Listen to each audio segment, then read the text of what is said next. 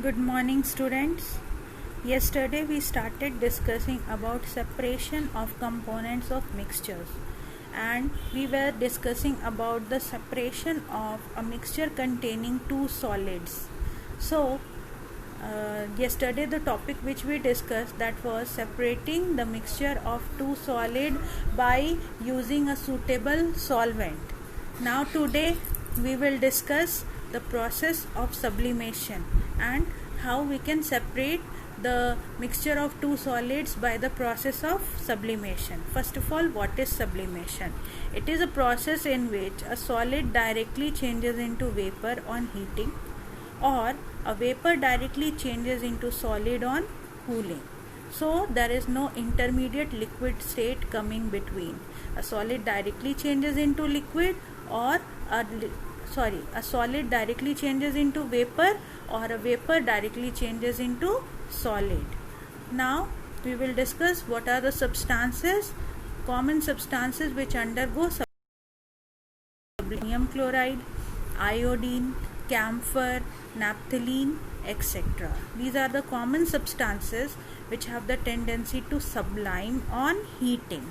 They are in solid state, and when they are heated they directly change into vapor state. Now we will discuss the separation of mixtures, and for this we take one example in which there is a mixture of common salt with ammonium chloride.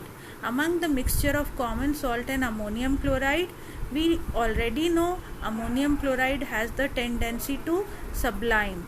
So when we take this type of setup in a china dish, we take a mixture of common salt and ammonium chloride, and then we keep an inverted funnel upon it and close the mouth of the funnel by a cotton plug.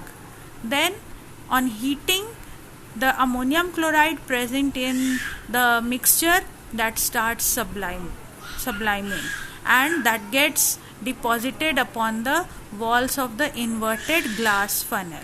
This way we get a deposit of ammonium chloride on the walls of the inverted glass funnel, and common salt remains in the china dish. This way we can separate the mixture of common salt with ammonium chloride. Commonly the substances which undergo sublimation, they are mixed with sand, they are mixed with iron filling, chalk dust, common salt, etc. And we can separate all of them by the given method. So this is separation of substances, solid substances, from each other by the process of sublimation. That's all for today. Thank you.